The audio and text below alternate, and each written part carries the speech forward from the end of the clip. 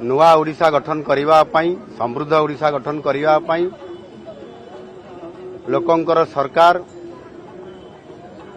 विगत 100 दिन है आज 100 दिन पूरीला ये 100 दिन महाप्रभुंकर ये श्रीक्षेत्र रे बड़दाण्डर आमर शरधा बाली रे आज एक 100 दिनिया पालनर पर्व थिला और से शुभ अवसर आज आम महाप्रभु श्री जगन्नाथ को आज दर्शन कलु। प्रभु को आशीर्वाद रे प्रभु आमको 5 वर्ष पई ओडिशा शासनर दायित्व देइछंती एवं विगत 100 दिन रे प्रभु को आशीर्वाद रे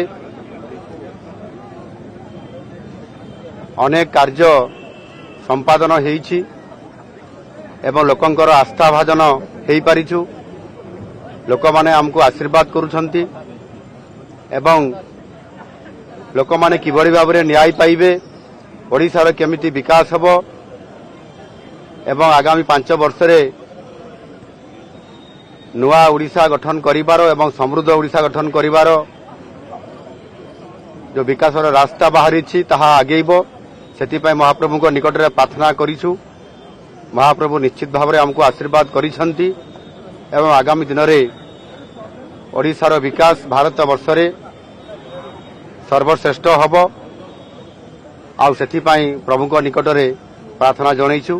प्रभु निश्चित भाव में हमको आशीर्वाद करिसंती एवं ओडिशा रे सुशासन हब ओडिशा रे विकास हब ओडिशा रे लोकन को न्याय मिलिबो ए कथा प्रभु को निकट रे मु प्रार्थना करिछि। प्रभु निश्चित भाव में आशीर्वाद देइछंती।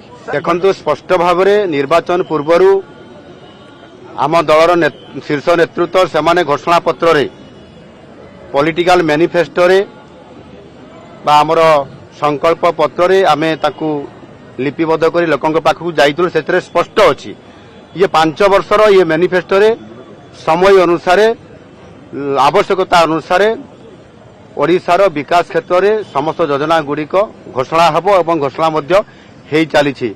एणु व्यस्त होबार नाही।